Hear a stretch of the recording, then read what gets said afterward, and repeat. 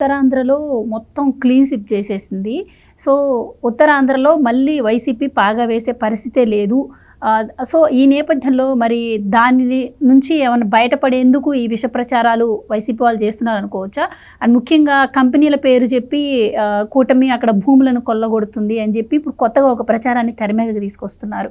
So, అసలు నిజంగా భూముల విషయానికి వస్తే వైసీపీ వాళ్ళు అప్పట్లో చేసిన కబ్జాల్లో వాళ్ళకి ఇప్పుడు గొడవలు వచ్చి పార్టీ నుంచి కూడా బయటకు వచ్చినటువంటి పరిస్థితులు మనం చూస్తూ ఉన్నాం. ఇంకొక స్వయంగా జగన్మోహన్ రెడ్డి గారి విషయానికి వస్తే ఆయన రిషికొండ ప్యాలెస్లోనే అన్ని కోట్లు పెట్టి భవనం కూడా కట్టారు. సో, అలాంటి వాళ్ళు ఇప్పుడు అసలు ఉత్తరాంధ్ర గురించి విశాఖ గురించి మాట్లాడే హక్కు ఉందా? ఈ విధంగా అక్కడ అభివృద్ధిని వీళ్ళు తప్పుదోవ పట్టిస్తూ ప్రచారం చేయడాన్ని ఎలా చూడొచ్చు అంటారు? జగన్మోహన్ రెడ్డి చాలా ఉత్తరాంధ్రలో చాలా భూములు చాలా సంస్థలకు కేటాయించాడు, డౌటే లేదు. ఎందుకంటే జగన్మోహన్ రెడ్డి కేటాయించిన భూముల విషయాలు కూడా మనం తెలుసుకోవాలి. ఇప్పటిదాకా డివిఎస్ గారు కూటమి ప్రభుత్వం ఏం చేసిందో చెప్పారు. గూగుల్ క్లౌడ్కి వాళ్ళకి ఇవ్వటం, లేదు టీసీఎస్కి ల్యాండ్ ఇవ్వటం, ఉర్సా క్లస్టర్స్కి ల్యాండ్ ఇవ్వటం, ఇటువంటివన్నీ కూటమి ప్రభుత్వం చేసింది. మరి జగన్మోహన్ రెడ్డి కూడా ల్యాండ్ ఇచ్చాడు. మరి అది కూడా తెలుసుకోవాలిగా మనం. ఎవరికి ఇచ్చాడు అంటే రాజశేఖర రెడ్డి వాళ్ళ చెల్లెలు ఒక ఆమె ఉంది, విమలమ్మ అని. ఆమెకి ఒక ట్రస్ట్ ఉన్నదన్నమాట, అంటే క్రైస్తవ మిషనరీ ఒకటి ఉంది. ఆమెకి ల్యాండ్ ఇచ్చాడు. దాదాపుగా ఒక 60-70 ఎకరాలు ఇచ్చాడు ఆ క్రైస్తవ మతాన్ని వ్యాప్తి చేయడానికి. క్రైస్తవ మతాన్ని వ్యాప్తి చేయడమే కాదు, హిందూ మతాన్ని కూడా, ఆయన హిందూ మతానికి కూడా ఉద్ధారకుడు కదా జగన్మోహన్ రెడ్డి. అందుకని ఏం చేశాడు అంటే విశాఖ శారదా పీఠానికి ల్యాండ్ ఇచ్చాడు. చాలా చీప్లో చాలా ల్యాండ్ ఇచ్చేశాడు. ఈయన ముఖ్యమంత్రి కావడానికి ఆయన కారణం. అంటే ఈయన మతం మారినట్టు అది ఇది పిక్చరైజ్ చేసి ఆ ఫోటోలన్నీ రిలీజ్ చేసి ఎలక్షన్ల ముందర జగన్మోహన్ రెడ్డి క్రైస్తవం నుంచి హిందుత్వానికి మారినట్టుగా పిక్చర్ ఇచ్చిన వ్యక్తి శారదాపీఠం ఆయన. అందుకని ఆయనకి ల్యాండ్లు ఇచ్చేశాడు. ఇంకా పోతే విజయసాయిరెడ్డి డాక్టర్కి ఇచ్చాడు చాలా ల్యాండ్స్ ఇస్తే మొన్న హైకోర్టు ఆర్డర్ తోటి మొత్తం అన్ని పీకేశారు. కొండ రాసి ఇచ్చేశాడు. ఇక్కడ మనం అప్పటి సిఎస్ జవహర్ రెడ్డి గురించి డివిఎస్ గారు చెప్పారు. మొత్తం అంతా దాన్ని అంతా కబ్జా పెట్టడం, అంతా ఆక్యుపై చేయడం ల్యాండ్స్. విజయసాయిరెడ్డి సొంతగా ఏమేం పనులు చేశాడో అక్కడ ఎండోమెంట్స్ డిపార్ట్మెంట్లో పనిచేసిన శాంతిని అడిగితే తెలుస్తుంది. ఆ అమ్మాయికి ఇప్పటివరకు సస్పెన్షన్లోనే ఇంకా కంటిన్యూ అవుతూ ఉన్నది. ఆ అమ్మాయి కూడా మొత్తం అన్ని చెప్తుంది. విజయసాయిరెడ్డి ఎంతెంత ల్యాండ్లు దోచాడు, ఎండోమెంట్స్ ల్యాండ్స్. తర్వాత వైవి సుబ్బారెడ్డి ఆ ఉత్తరాంధ్రకి ఇన్ఛార్జిగా ఉండి ఏం చేశాడనేది, ఎన్ని రకాల ల్యాండ్ భూ కబ్జాలు ఎట్లా చేశాడనేది అది కూడా క్లియర్ కట్గా మనకు అర్థమైపోతుంది. అందుకని ఇదొక మాఫియా లాగా మొత్తం విశాఖపట్నాన్ని మేము రాజధాని చేస్తాము, ఆర్థిక రాజధాని చేస్తాం, అంటే పరిపాలనా రాజధాని చేస్తామంటే అందరూ నిజం అనుకున్నారు.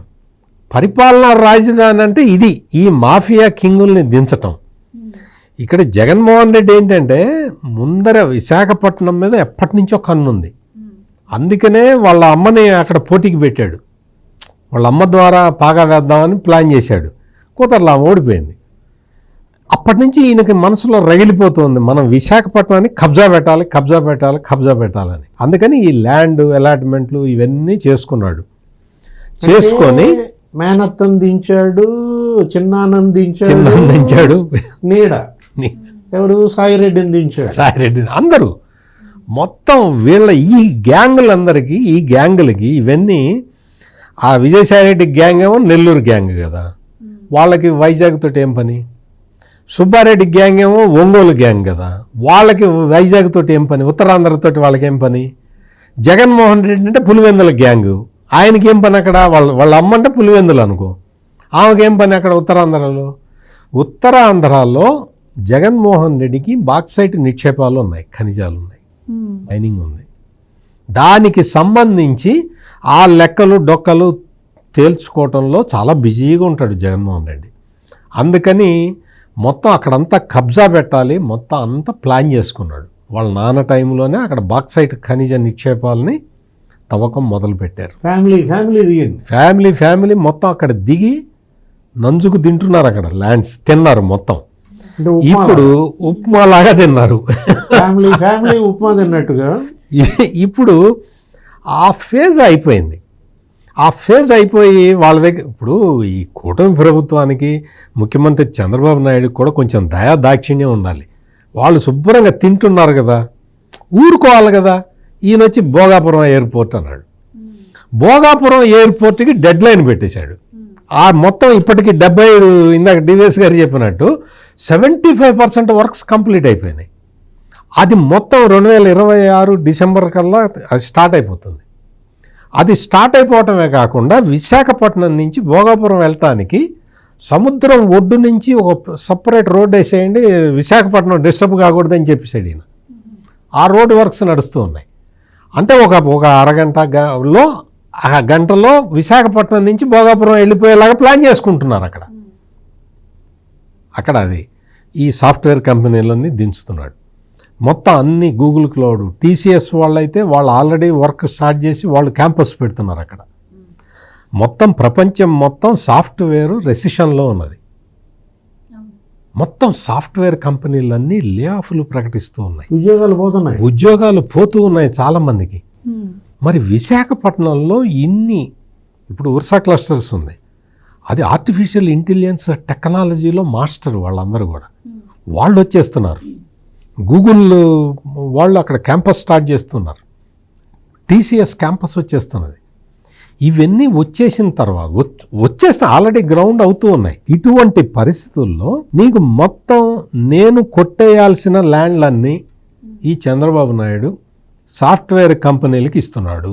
మైక్రోసాఫ్ట్కి ఇస్తున్నాడు, గూగుల్కి ఇస్తున్నాడు, టీసీఎస్కి ఇస్తున్నాడు. ఎంత కడుపు మండుతుంది జగన్మోహన్ రెడ్డికి. ఎంత మనం కూడా జగన్మోహన్ రెడ్డి బాధను అర్థం చేసుకోవాలి. అంటే నా ఇడ్లీ వాళ్ళు లాక్కుంటున్నాడు, ఉప్మా జగన్మోహన్ రెడ్డి తినాల్సిన ఉప్మాని వాళ్ళు లాక్కుంటున్నారన్న బాధ. ఆ బాధతోటి రకరకాల ప్రయోగాలు చేస్తూ ఉన్నాడు. కానీ అక్కడ పార్టీ వాషౌట్ అయిపోయింది, ఎవడూ లేడు. ఆఖరికి పెద్ద పెద్ద తురుమ్ ఖాన్ లాంటి లీడర్లు, బొత్స సత్యనారాయణ, ధర్మాన ప్రసాదరావే ఓడిపోయారు అక్కడ. తమ్మినేని సీతారాం ఒక అరగంట కళ్ళు మూసుకుంటే చంద్రబాబు నాయుడిని వేసేస్తానన్న తమ్మినేని సీతారాం కూడా ఇప్పుడు ఎక్కడున్నాడో ఎవరికి తెలియదు. మొన్న ఏదో మీటింగ్కి వచ్చాడు, ఏదో వణుకుతూ మాట్లాడుతున్నాడు. ఇక్కడ ధర్మాన ప్రసాదరావు అంటే ఒకటి గుర్తొచ్చింది, మీరు పర్మిషన్ ఇస్తే. ఏదో మీటింగ్లో మాట్లాడుతా ధర్మాన ప్రసాదరావు ఏమన్నాడంటే, వాడెవడో కడపాడు సుబ్బారెడ్డి అంట, వాడు వచ్చాడు ఇక్కడికి, వాడికి ఇక్కడేం పని అన్నాడు, వాడు ఇక్కడికి వచ్చి భూములు నాయంటున్నాడు. అట్లా అన్న వ్యక్తి అతని కింద పని చేసుకున్నాడు. మొత్తం అంత భూములన్నీ వాళ్ళకి అప్పగిచ్చేశారు. అంటే విశాఖపట్నానికి నిజంగా అంటే మామూలుగా అంతకు ముందర ఉమ్మడి ఆంధ్రప్రదేశ్లో చంద్రబాబు నాయుడు విశాఖపట్నాన్ని టూరిజం హబ్గా చేద్దాం అనుకున్నాడు.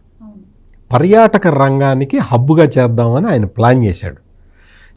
ఎందుకంటే టూరిజం నుంచి అంటే సర్వీస్ సెక్టార్ నుంచి గ్రోత్ రేట్ రావాలి అంటే విశాఖపట్నాన్ని సెలెక్ట్ చేసుకొని చేద్దామని చెప్పి ఆయన ప్లాన్ చేశాడు.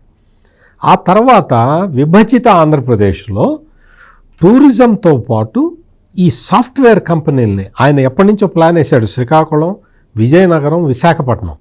శ్రీకాకుళం మొత్తం ఇండస్ట్రియల్ హబ్గా చేయాలని, విశాఖపట్నం మొత్తం సాఫ్ట్వేర్ కంపెనీలు ఉండాలని, ఈ విధంగా మొత్తం అంతా ఉత్తరాంధ్ర సమగ్ర అభివృద్ధి కోసం ఆయన 2014 నుంచి 2019 వరకు ఆయన చేసిన పనే అది.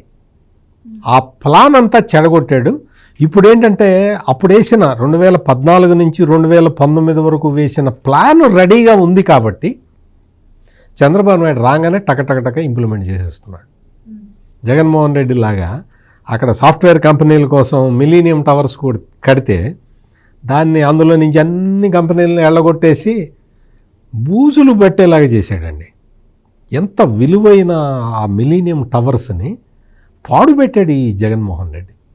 ఇప్పుడు విశాఖపట్నం మొత్తం కళకళలాడుతున్నాడు. స్టార్టప్ విలేజ్ మూసేశాడు. స్టార్టప్ విలేజ్, ఇంక్యుబేషన్ సెంటర్ అంటే అర్థం కాని జగన్మోహన్ రెడ్డి దాన్ని మూసేశాడు. మొత్తం అసలు విశాఖపట్నం అసలు ఇప్పటికే ఎంతో అభివృద్ధి చెందాలి. సాఫ్ట్వేర్ ఇండస్ట్రీ అక్కడికి వచ్చి ఉండాలి, పోటీ పడుతుండాలి. బెంగళూరు, హైదరాబాదు, పూణే తోటి పోటీ పడాల్సిన స్థితిలో ఉండాల్సిన వైజాగ్ని జగన్మోహన్ రెడ్డి 5 సంవత్సరాల పాటు సర్వనాశనం చేశాడు. ఇప్పుడు ఈ రోజున చంద్రబాబు నాయుడు దాని మీద ప్రత్యేకమైన శ్రద్ధ అన్నీ తీసుకొచ్చి దించుతున్నారు. అక్కడ కంపెనీలన్నీ వచ్చేస్తున్నాయి. ఎయిర్పోర్ట్లు ఇవన్నీ కూడా, ఇప్పుడు భోగాపురం ఎయిర్పోర్టు, విశాఖపట్నంలో ఇంకొక అంతర్జాతీయ ఎయిర్పోర్టు, ఇవన్నీ వచ్చేస్తే పరిస్థితి ఎట్లా ఉంటుందో ఆలోచించుకోండి. ఇటువంటి పరిస్థితుల్లోకి తీసుకొచ్చి ఉత్తరాంధ్ర అభివృద్ధి అంటే జగన్మోహన్ రెడ్డి చెప్పాడు, నేను వెళ్తే కోర్టుకి చెప్పాడు, ఉత్తరాంధ్ర డెవలప్ కాలేదండి, నేను అక్కడికి వెళ్ళి కూర్చుంటే, టేబుల్ వేసుకొని కూర్చుంటే డెవలప్ అవుతుందని చెప్పాడు. అంటే రుషికొండ ప్యాలెస్ నువ్వు టేబుల్ వేసుకొని కూర్చున్నా, రుషికొండ ప్యాలెస్ బాత్రూమ్ టబ్లో పడుకున్నా డెవలప్ కాదు. సాఫ్ట్వేర్ కంపెనీలని తేగలిగితే ఉత్తరాంధ్ర డెవలప్ అవుతుంది.